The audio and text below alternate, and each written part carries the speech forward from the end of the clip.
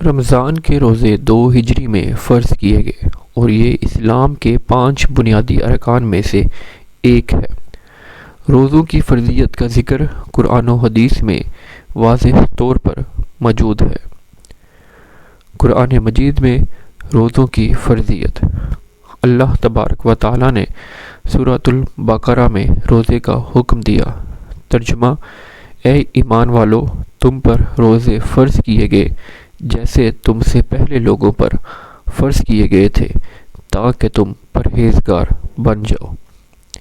مزید اللہ تعالیٰ نے فرمایا، پس تم میں سے جو کوئی اس مہینے کو پائے وہ اس کے روزے رکھے، اور جو بیمار ہو یا سفر میں ہو، یاد رکھے گا بیمار اور سفر شرعی اعتبار سے ہو تو وہ دوسرے دنوں میں روزوں کی تعداد پوری کرے۔ اللہ تمہارے لیے آسانی چاہتا ہے اور تمہارے لیے سختی نہیں چاہتا۔ حدیث میں روزوں کی فرضیت: نبی کریم صلی اللہ علیہ وآلہ وسلم نے روزے کی فرضیت کے متعلق فرمایا، اسلام 5 چیزوں پر قائم ہے۔ اس بات کی گواہی دینا کہ اللہ تبارک و تعالیٰ کے سوا کوئی معبود نہیں اور محمد صلی اللہ علیہ وآلہ وسلم اللہ تبارک و تعالیٰ کے رسول ہے، نماز قائم کرنا، زکوٰۃ دینا، رمضان کے روزے رکھنا اور حج کرنا اگر استطاعت ہو۔ صحیح بخاری حدیث نمبر 8۔ رمضان میں ذکر کرنے والا بخشا جاتا ہے اور اس ماہ میں مانگنے والا بے مراد نہیں رہتا۔ روزے دار کی روزانہ ایک دعا قبول ہوتی ہے۔ رمضان میں روزانہ بہت سے لوگ دوزخ سے آزاد کیے جاتے ہیں۔ حضور اکرم صلی اللہ علیہ وآلہ وسلم رمضان کے آخری عشرہ میں خود بھی شب بیدار رہتے اور اپنے گھر کے لوگوں کو بھی بیدار رکھتے۔ نمبر 9، حضور اکرم صلی اللہ علیہ وآلہ وسلم نے فرمایا، شب قدر کو رمضان کے آخری عشرے میں تلاش کرو، یعنی آخری 10 دنوں میں۔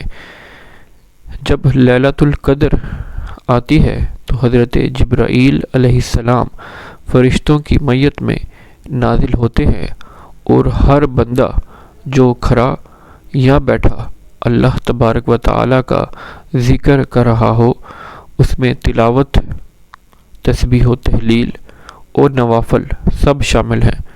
الغرض کسی طریقے سے ذکر و عبادت میں وہ بندہ مشغول ہو اس کے لیے دعائے رحمت کرتے ہیں۔ لیلۃ القدر کی دعا: بسم اللہ الرحمن الرحیم، اللہم انک عفو تحب العفو فاعف عنی یا غفور۔ اے اللہ، آپ بہت معاف کرنے والے ہیں، معافی کو پسند فرماتے ہیں، پس مجھے بھی معاف فرما دیجیے۔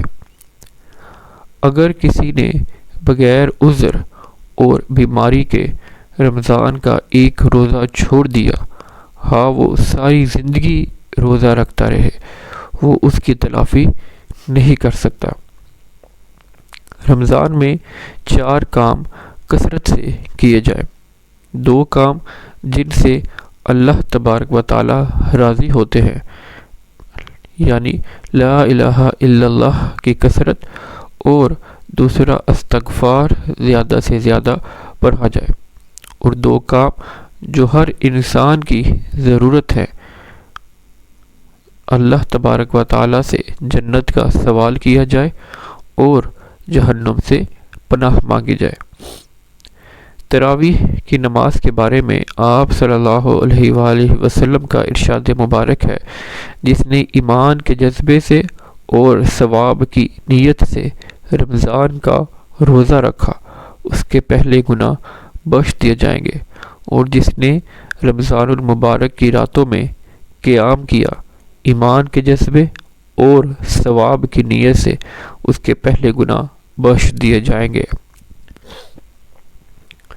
اعتکاف کے بارے میں آپ صلی اللہ علیہ وآلہ وسلم نے فرمایا، جس نے رمضان المبارک میں آخری 10 دن کا اعتکاف کیا، اس کو 2 حج اور 2 عمرے کا ثواب ہوگا۔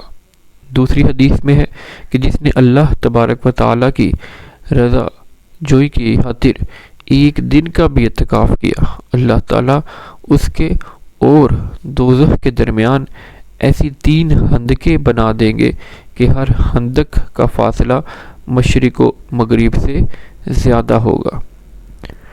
رمضان المبارک میں قرآن کریم کا دور اور جود و سخاوت کی جائے، اس لیے کہ آپ صلی اللہ علیہ وآلہ وسلم جود و سخا میں تمام انسانوں سے بڑھ کر تھے، اور رمضان المبارک میں آپ صلی اللہ علیہ وآلہ وسلم کی سخاوت بہت بڑھ جاتی تھی۔ حضرت جبرائیل علیہ السلام رمضان المبارک کی ہر رات میں آ کر آپ صلی اللہ علیہ وآلہ وسلم سے قرآن مجید کا دور کیا کرتے تھے۔ روزے کی حالت میں بیہودہ باتوں مثلاً غیبت، بہتان، گالی گلوچ، لعن طعن، غلط بیانی اور تمام گناہوں سے پرہیز کیا جائے، ورنہ سوائے بھوکا پیاسا رہنے کے کچھ حاصل نہ ہوگا۔ اگر کوئی دوسرا آ کر ناشائستہ بات کرے تو یہ کہہ دے کہ میں روزے سے ہوں، کیونکہ روزہ ڈھال ہے، جب تک کوئی اس کو پھاڑے نہیں اور یہ ڈھال جھوٹ اور غیبت سے پھٹ جاتی ہے۔ یہ مہینہ گویا ایمان اور اعمال کو ریچارج کرنے کے لیے آتا ہے۔ رمضان عربی زبان کا لفظ ہے جس کا اردو میں معنی ہی شدت حرارت کے ہے، یعنی اس ماہ میں اللہ رب العزت روزے کی برکت اور اپنی رحمت خاصہ کے ذریعے اہل ایمان کے گناہوں کو جلا دیتے اور ان کی بخشش فرما دیتے ہیں۔ حضرت ابو ہریرہ رضی اللہ تعالی عنہ حضور اکرم صلی اللہ علیہ وآلہ وسلم کا ارشاد نقل کرتے ہیں، بحوالہ مشکات کتاب الصوم، رسول اللہ صلی اللہ علیہ وآلہ وسلم کا ارشاد ہے، جب رمضان المبارک آتا ہے تو آسمان کے دروازے کھول دیے جاتے ہیں، اور ایک روایت میں ہے کہ جنت کے دروازے کھول دیے جاتے ہیں اور دوزخ کے دروازے بند کر دیے جاتے ہیں اور شیاطین جکڑ دیے جاتے ہیں، اور ایک روایت میں بجائے ابواب جنت کے ابواب رحمت کھول دیے جانے کا ذکر ہے۔ قاضی ایاز رحمۃ اللہ تعالی علیہ فرماتے ہیں کہ یہ حدیث ظاہری معنوں پر بھی محمول ہو سکتی ہے، لہذا جنت کے دروازوں کا کھلنا، دوزخ کے دروازوں کا بند ہونا اور شیطانوں کا قید ہونا اس مہینے کی آمد کی اطلاع اور اس کی عظمت اور حرمت و فضیلت کی وجہ سے ہے۔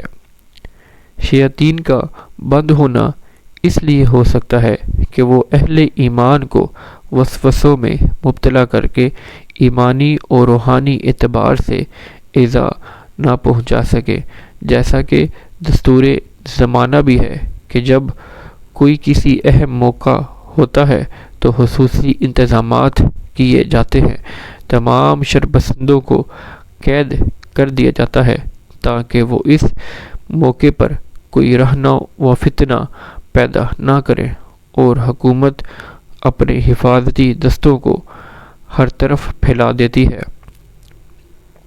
یہی حال رمضان المبارک میں بھی ہوتا ہے کہ شیطانوں کو قید کر دیا جاتا ہے، اور اس سے مجازی معنی بھی مراد لیے جا سکتے ہیں، کیونکہ شیاطین کو اکسانا اس ماہ میں کم ہو جاتا ہے، اس لیے گویا وہ قید ہو جاتے ہیں۔